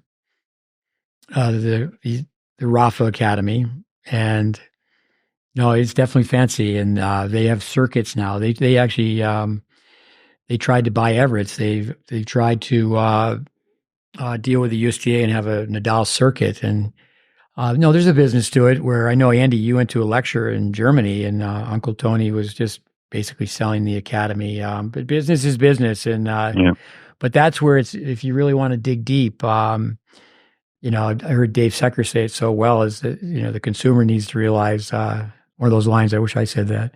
Is he's a coach at NC State, and he's an Englishman who spent a lot of time in Spain. Is that people need to realize that Spanish kids are not at Spanish academies. And you go to a commercial academy like that, you're not going to learn Spanish unless you really go about it, because English will be the first language. And I think Russian, really, my opinion would be that Russian perhaps is the second tennis language in the world now. But no, exactly. It's Harry Hopman. It's the same thing with when Hopman went from Australia, then he came over to Port Washington, and then he was at Treasure Island, and then he was at Bardmore, and then he was at Saddlebrook. But you still, that term affluenza, you still can, you could be at the Rafa Academy where you have all the bells and whistles. But I think that's where the parent needs to be an educated consumer, and they need to dig deep, and they can't go there as a tourist. And if, granted, if people were to approach, Uncle Tony and, said, well, we're going to go to the pro shop and, buy all this Rafa attire. But if they were to say, hey, this is why we want to come here. And, but I think that's where, hopefully with all the tributes to Rafa and the people that are listening to this, it's just like what Dave said is, get a library. I mean, most tennis kids don't have a library book. Most tennis kids haven't read autobiographies. Now, to my knowledge, there's no autobiography on Rafa, but there's biographies. like David mentioned.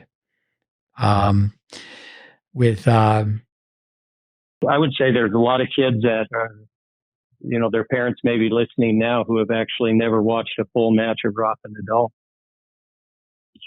Yeah. Wow. I mean, I hate to say that, but I would say that's probably a higher number than I'd like to think. How I started housing players is, I don't even like to mention it, but 9/11, that was what, 2001, 2001. So many, many years ago. And, no, I was a parent. Somebody told you I got to pay bills. My kids are going to the orthodontist and they're doing this and they're doing that. And, so I said, well, I'll do it. I'll train players, I'll host visiting players on a smaller scale. So then to house players, so many stories. I've had many people say, yeah, I sent a player to work, the setting that we have for 2 weeks. And they said, yeah, we knew more about the player in 2 weeks than the club in two years. We're just around them 24/7. And, certainly we do put them through some tests, but, anyway, Medvedev was playing Nadal, who we're talking about tonight, and it was going 7-6 in the fifth. And the young kid said to me, "Hey, coach, can I go take a shower?" And it was like, are you kidding me? Yeah, but that's the beautiful thing. If people wanted to go back and watch matches, this is something that you could do where, just go to YouTube and put in Rafa's greatest comebacks. You could do it with any of the champions. Yeah. So I'll go back to this one where we ended off. My intention was always to strengthen my nephew's character. Character builds up based on things being difficult. And, I had a dad I coached a long time ago, and he had played in the NFL and started playing really late in high school, played for Bear Bryant. And he said about his former wife, she's in front of the kids dropping rose petals. So, yeah, you have to make it difficult. Kids, remember actually two girls that you worked with, David, would be an example. The Hamilton girls, and they rented a place at tennis courts, and they would come, and every day I would say, "Did you do the spider yesterday? Did you do the spider drill?" And just ask them every day. I just remember different times. Adrenaline helps memory, and I know, Dave, you have a great memory. That having coached so many juniors, where ask a kid, "Did you pack your bag today?" They bring a lunch, they bring snacks, and they just look me in the eye, yes or no, who packed that?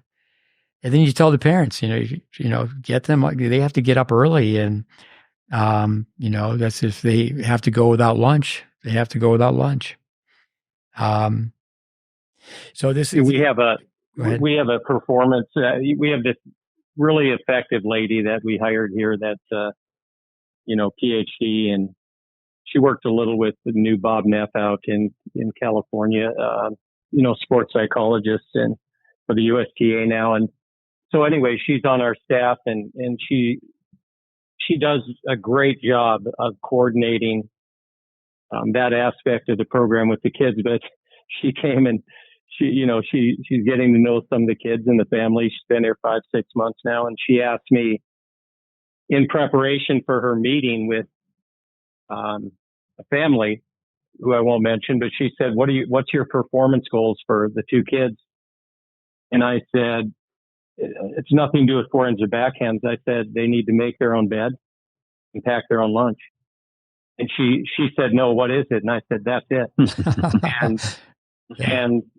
and I actually asked to sit in on the meeting because I really wanted that point driven home. It lasted 2 days. And, and obviously the learning part of it has been so small since then too. I mean, it's hand in hand. And, Uncle Tony's quote about the teaching, I mean, the old Chinese proverb, the teacher will teach when the student arrives. And until the character is built, the student won't arrive, in my opinion. I think what happens with many people that we've worked with, we recommend that they get a stringy machine because it's very expensive. And then what happens is the kid uses schoolwork, homework as an excuse. And they get a stringy machine, and the kid doesn't string rackets. The parent does it. That just happens all the time with nowadays. A great mistake is children having everything.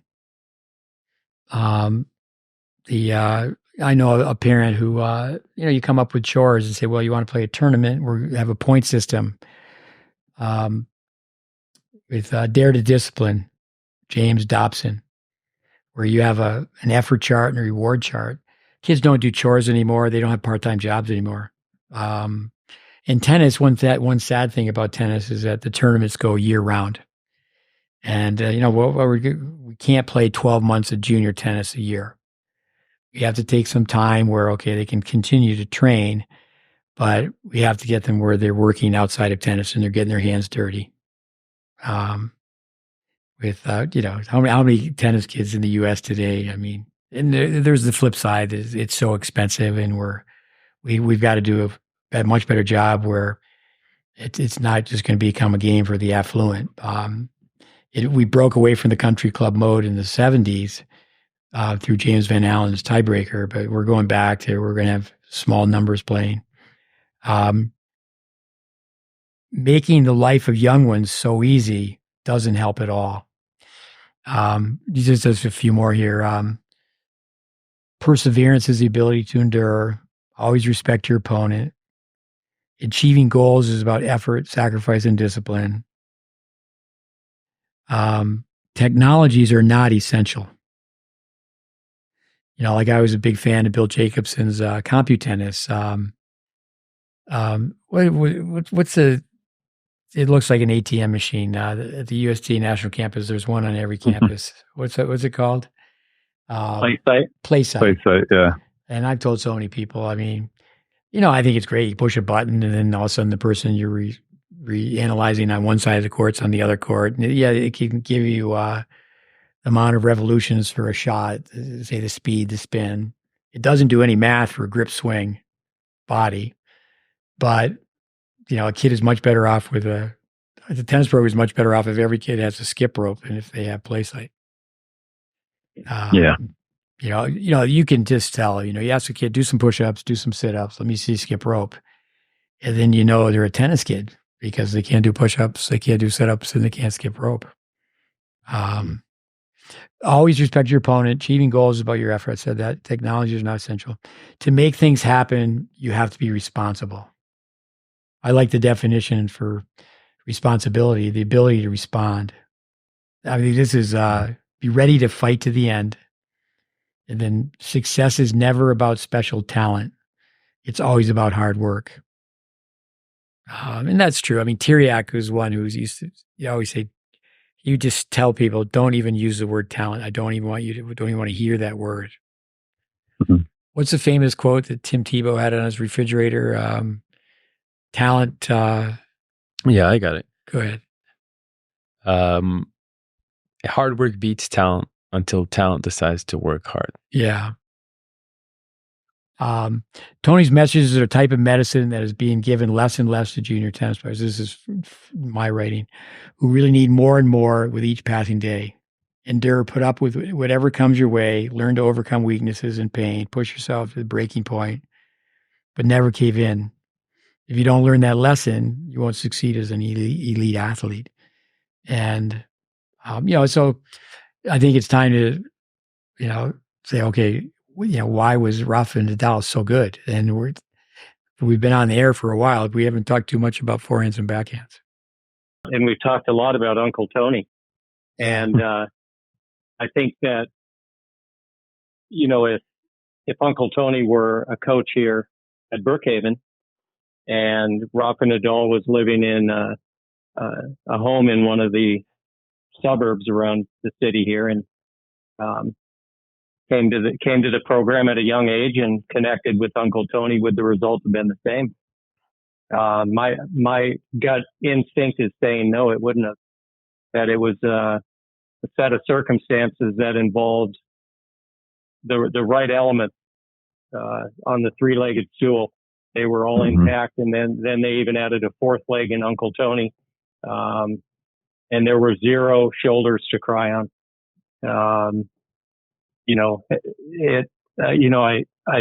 I just think that's so important, because, I can just tell you from my own experiences in 40 years that I went from having no parent meetings to where I feel like I'm going to need a secretary to organize parent meetings. And I don't know when it changed or whatever, but it's different, and it's not that complicated. I do believe there's so much benefit to technology. I do a lot of split screening and use video all day, every day. But at the same time, I get what he's saying. I mean, it isn't that complicated, but everybody's trying to skip steps, and Rafa wasn't allowed. Go ahead. Yeah, one thought with toughness, throw out some Lombardi quotes, but Andy, I've obviously traveled so much, and now I've married a gal from Germany, living in Germany. Red clay, just like grass can be a teacher. I mean, a slick indoor hard court could be a teacher, but American kids, obviously we have American listeners, the parents, you need to understand that the kid growing up on red clay, they have a leg up. Now you could say like the kids in Central and Northern Europe are playing indoors on a faster court, but say most South Americans, most, the Spaniards, they're playing on clay. Like Rod Laver, I mean, people need to know that with his 2 older brothers, they got a wheelbarrow and they went from one anthill to the next. And Rod Laver grew up on a sand court in Australia where they don't really have clay. Because it's, I think one thing about going to a junior tournament in Europe, just a grassroots level, what do they call them here? Level 3s, level 4s, or whatever. I mean, the ones lower than that are just really startup tournaments. But, as the kids get to be at a level 3, they can play a little bit. But when you go to a tournament in Europe, and I've been many, many countries, every match is a marathon. There's like long rallies, and the matches take, every match is taking 3 hours. They're not kids, Jimmy Connor's talking about hardcore. Yeah, I can slap a ball. I can bang an approach shot and get a free point. These kids growing up on red clay, they just learn to keep the ball in play. And years ago, especially when they played with Pirelli and tree-torn balls, it was like they're playing with rocks. And I've said this for years. Rafa is not human. He's from another planet. And, he's really not. I mean, he obviously is a world-class human being, but he just has way more guts and way more heart than like 100 people combined. These are just notes I have from some stuff I wrote on Facebook. He is who he is because he's so grounded, total world-class human being. His interviews reveal that he's so well-balanced and sensible. And then Tony's presentations, they obviously give further insight to that. Yeah. With a few more things here. Go ahead, guys. Who's next? No, I like that Tony's presentation and the thoughts. I mean, that's a good way to sum some things up.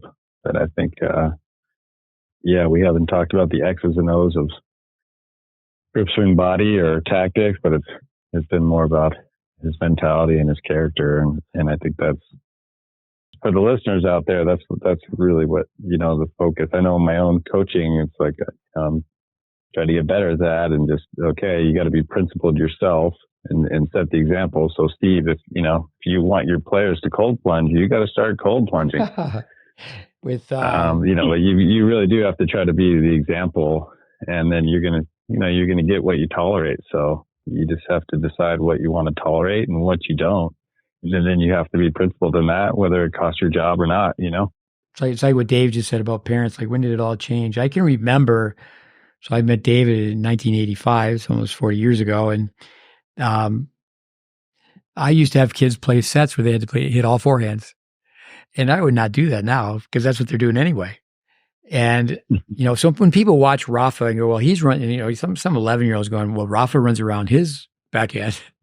I just start shaking my head where, get a backhand before you run around a backhand. Yeah. But all the other intangibles, that's the thing. It's like, well, what have we just talked about for the last 2 hours? Yeah. That's why kids don't have that, and they haven't built their bodies the way Rafa did, and, his ability to just stay out there forever. But yeah, so it's unfair to even ask a kid to try to do that. But yeah, it's all the intangibles. Yeah. This is from Emilio Sanchez, paraphrasing. You have to look in a kid's eyes and determine their desire and deal with it. And,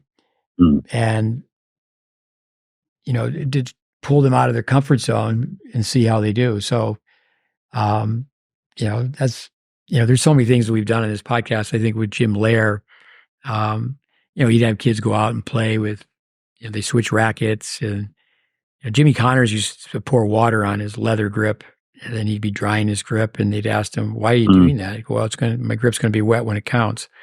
And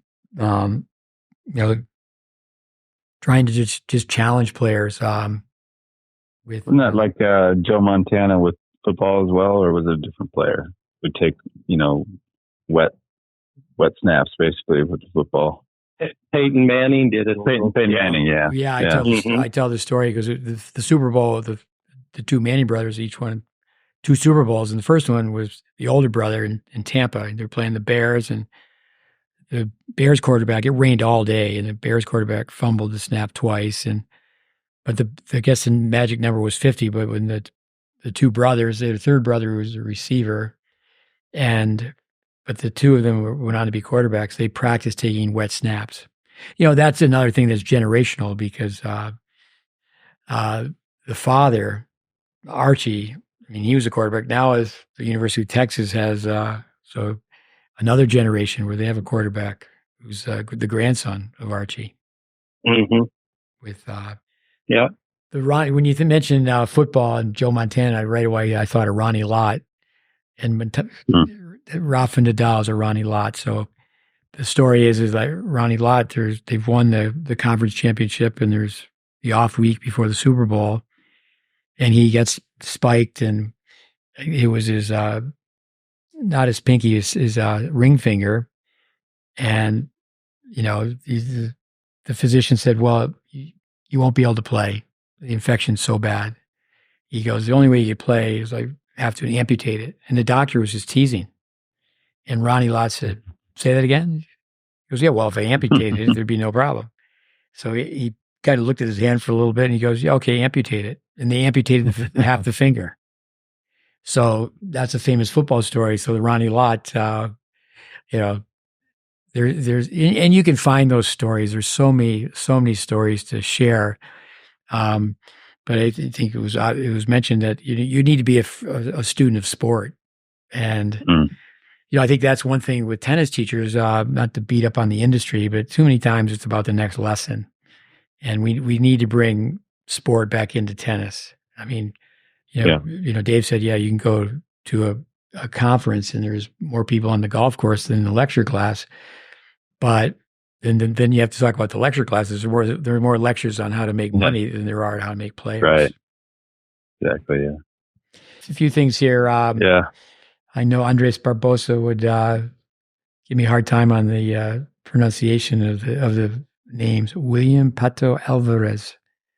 The game of tennis at its essence is still a game of errors. So, that's where Nadal, he's playing Ryder to Hart, and I'm at the match, and I was at the U.S. Open that year because Austin Krajicek had won Kalamazoo, and I was very flattered that I went. He's got 2 tickets, and I went with his father. Two passes and what have you, and it just so Nadal's playing Ryler, and okay, Ryler, bad news bears, you're pulling for the upset, but pretty much you knew the way it was going to go. But Nadal misses one ball, and then he goes back to the fence like he was right in the very beginning. He makes a routine error. I can remember watching on TV. It was Tom Ocker playing against Borg. And Borg, it was best of 5 sets. And back in the day, the U.S. Open for 3 years was on hard true. 75, 76, 77. So all the lead-up tournaments were on hard true. And it was an amazing time. That's how Vic Braden got a TV, is Donald Dell, PBS. They had the 1-minute commercials. And it was just a fun time. I mean, the finals were on Monday night. And Borg was winning like 6-1, 6-0. And Borg never, he did in the juniors, and he was, put on probation where he couldn't hit balls. And when he came back, he became the Iceman. Famous story in tennis. So Borg is just tattooing. I mean, it's like 6-1, 6-0. And he's about to close out the set at 5-1. So he ended up winning, I think, 1-0-1. And he was just insistent that a ball was in. And you're thinking, hey, come on, Borg, you could just go move on, play the next point. And it was right after that, I had a chance to meet Harold Solomon. So I have a group of us had dinner with, or lunch with Harold Solomon. A couple of years ago, he brought his grandson to us to be filmed. But anyway, what Solomon, who got to be as high as 5 in the world and had a winning record over Vilas, never did well against Borg. He said, when I play Borg, I just try to win games. And, with that mentality, his grandfather, people have heard it on this podcast, and they can hear it again, that he had 1,000 balls in a row. And if you miss it 999, you got to start again. And his dad was just a club player. But I think that's one lesson from Nadal is, in essence, it's still a game of errors. Well, making these videos today with kids, it was mostly match play. Okay, they're going through match play, and there's nothing to critique. They can't keep the ball in play. And I said, well, there's really nothing to critique. I mean, all it is unforced errors. It's a double fault. It's a missed ground stroke, a missed approach shot. We're going to watch this. And, I do say some things about the technical side, but it's just like, how is your journal? We have these courses. There's 31 hours. One of them is 25 hours, as you both know. Yvonne's obviously living it. So you could watch 4 of the 5 courses in 6 hours, and each has an optional test. And the kids they're not taking the test. Right. The same thing with the same coach. In order to play well, you need to suffer. I love this about Spanish tennis. It's 50% tennis and 50% fitness. And that doesn't usually happen. I think even beginning classes, early childhood development classes, I know from a lot of time in Moscow that the indoor court, there's going to be one indoor court that looks totally like it's set up for gymnasts. And you've got to make people athletes. The last one I have from Alvarez, defense is the fundamental to tennis. Because most shots are playable. If you get your racket on the ball, you should be able to get the ball back. Like most kids, they don't know how to lob. First of all, they have such a complex grip on the forehand side, and all they can do is try to crack a topspin lob. They're playing somebody, they've played for 45 minutes, and the person hasn't been in the net. Just throw up a defensive lob, get them off the net.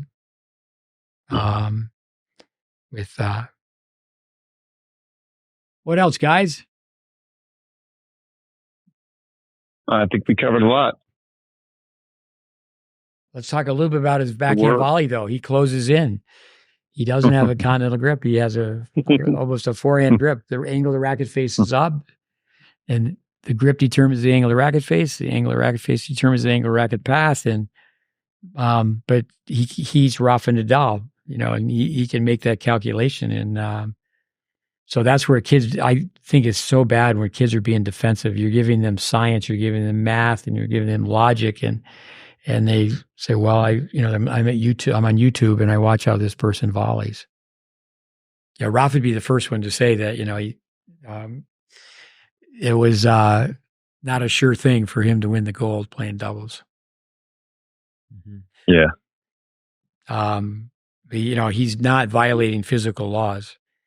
And, if people could see I know, Andy, you spent so much time with Vic. If they could see what's happening at the impact point, that 3 to 6 millisecond hit, I mean, it's not witchcraft. He's not turning the doorknob. He's not, and many times too, on the forehand side, Tony said that, people really dig deep, is that he can try to drive through the ball. And there's times where in his career where he was not trying to be as Western as he was on the forehand side, but, trying to penetrate more.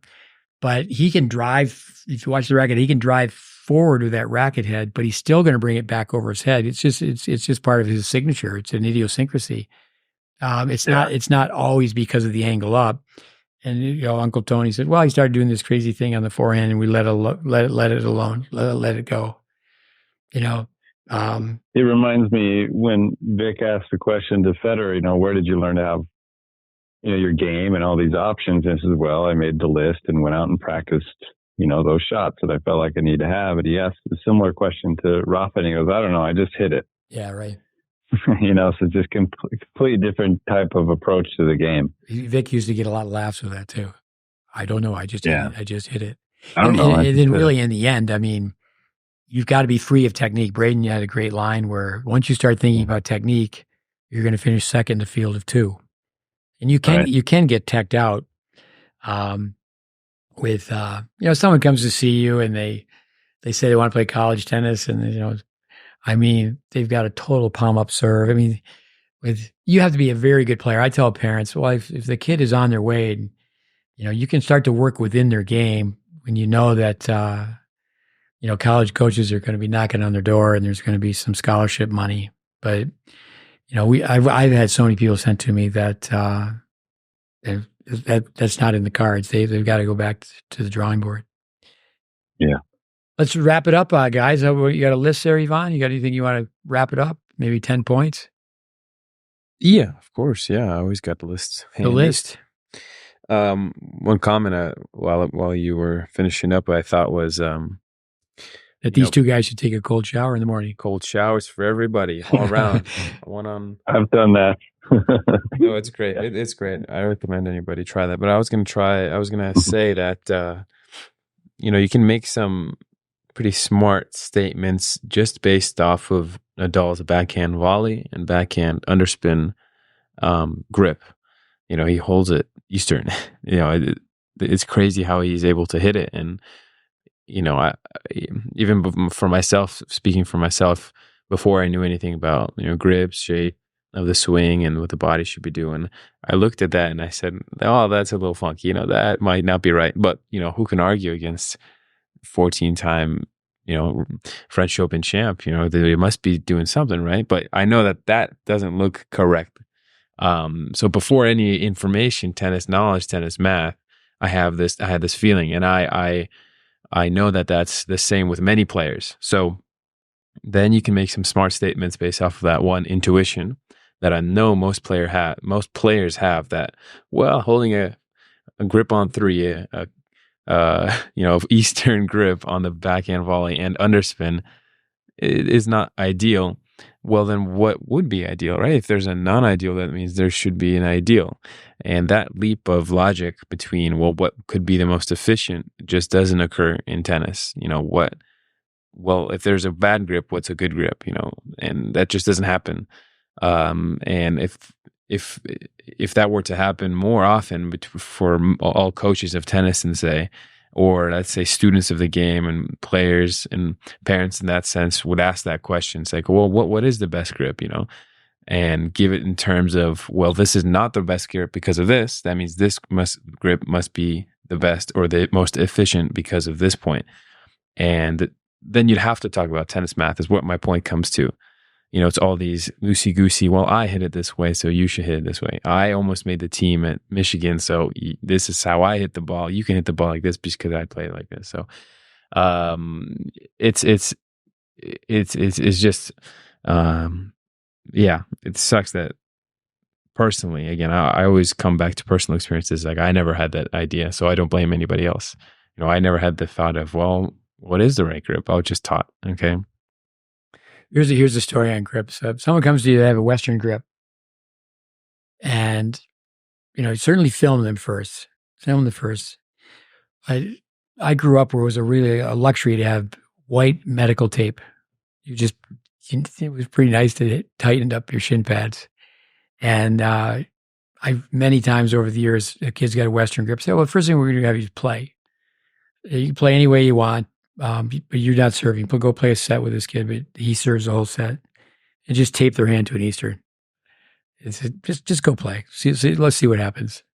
And then if they look at mom, and then mom comes up and talks to you, it's like, oh man, we're going backwards in a hurry. Is this, But go ahead. What do you got, Yvonne? You guys can jump in if you want to add any more comments. Just things that I noted that were nice to hear, nice to be reminded of, things I hadn't heard before about Rafa and others. Never broke a racket. The word endure, the warrior. I like what you said, Steve. I believe you said that, to hit out under pressure, or it might have been Dave. I don't have idols. I have heroes. Obtaining goals is all about character. Character builds up based on things that you have done that are difficult. Fight to the end. 0 shoulders to cry on. You'll get what you tolerate. Tennis is a game of errors. 50% tennis, 50% fitness. Yeah. Let's go with one more comment. Let's go with Andy Fitzell. Why don't you say something in Spanish, Andy? Gracias, Rafa. Por todo. That's good. I understand that. I know. I mean, I think it's like many thanks to Rafa. Actually, my wife's sitting here with me. We, on our honeymoon, we got to watch Rafa play in Arthur Ashe Stadium, and it was the first night that they closed the roof on Arthur Ashe because of rain. And so that was a really good memory, watching him play, and he won. And actually, I want to say Leo fell asleep at one point, but no, it was a great memory watching Rafa. But yeah, just thanks, Rafa, for everything. And, no, it's great. We're going to miss him. We're going to miss him. Rafa. Andy, North Dakota, North Dallas. What do you got? Well, I mean, the guy is, it's a privilege to even watch him over the last, 20 plus years. And the sport certainly will miss him, but he's left the campsite a lot cleaner than he found it in terms of the areas he's touched. I think of, just being my whole life in junior tennis, at Rafa, I think, like every other person, came to the sport with assembly required. And I think that the formula they had with having a coach they trusted, having very little intervention from a parental standpoint, having a partnership of sorts with the coach, and staying the course and building the character. I think that's a formula that every family in America and every coach in America, that if we can kind of learn from his situation in that way, and I'd highly encourage everybody to try to track down that book, because it should be read once a week, to be honest. It can be read in an hour. And I think the guy's an amazing guy. He was my wife's favorite player. More so than you? And he was my wife's second favorite player. And yeah. And anyways, yeah. So he's a stud. The guy's a stud. I think the idea of the book, though, is bedside, is that we tell people Daniel Coyle's Little Book of Talent, have it in your shoulder bag, and, it's just make it a ritual where it's 52 chapters. I mean, it's like a paragraph. Just read that, own that. It's got to become part of your DNA. And I think it's great you brought that book up many times. I'll say one thing and turn it over to Yvonne for a closing comment. But I think for Omar asking us to, Omar Alvarez, to talk about Rafa. I was thinking that we really weren't worthy to talk about Rafa, seriously. But go ahead. What do you got, Cold Shower? I want to also add my thanks for being able to watch Rafa. When I think of Rafa recently, he had that comeback final at the Australian Open against Medvedev, and it's just like you watch that match and it's like you're writing a script to a movie, and Rafa has that ability. And I think, you need to develop that willingness. We've mentioned a couple of times, fight to the very end. If you don't have that in the beginning of your career, you're not going to all of a sudden develop it towards the end. You can get better at it, but you need to start with it, and you'll develop a reputation, not just towards other people, but for yourself. Like, okay, I'm down. Let's say best of 3-set match. Okay, I'm down. Lost the first set, 6-1, and I'm losing the second. If from an early age you just don't have that mindset of, no, I'm a battle, I'm a fight, I'm gonna make this guy play, you're losing out, and you're not going to develop that likely in the near future. So, watching him play is just a breath of fresh air every time. It's like, okay, he's down. Like, how is he going to pull this out? Because he's fighting. He's not giving up. Whereas some players you can see, he's just going to, maybe tank the rest of this set so he can start serving in the second, some tactical things. But Rafa's like fighting every point for every point. And it's just great to see, he'll be missed. No, thanks. I think the four of us, I mean, obviously we're certainly not in the inner circle. We're fans and students from afar, but I think everyone should try to do that. Try to be a fan and a student from afar and learn from these treasures. We like to think that that's what we're doing with these podcasts is, carrying the torch for people like a Braden, a Vandermeer, a Van Horn, and on. But yeah, I think that Rafael Nadal is a treasure, and those of us that are connected to helping people get better at tennis, just can't forget. And what a great way now to you could just come into a classroom like we have here and say, okay, let's be clever and just show an excerpt from Rafa, because what happens is he's retired, he's going to play the Davis Cup upcoming, and these young kids, you'll meet people. I say, how long ago did a Sharapova retire? And, there's somebody who, totally, there's so many players like the girl from Poland, Iga Swiatek. She's just, you can see at her game, she's such a huge Nadal fan and says it all the time. But the young kids, if we don't, keep resurfacing what he stood for, is that you'll ask junior players 5 years from now, and they sort of, I think that's a stretch because the big three have done so much, but we just, it'd be amazing. So, I've never really seen them play. But Andy, Dave, thank you very much. Yvonne, another episode of the book. Pleasure. I hope it was helpful for our listeners. And thanks again. Adios, amigos.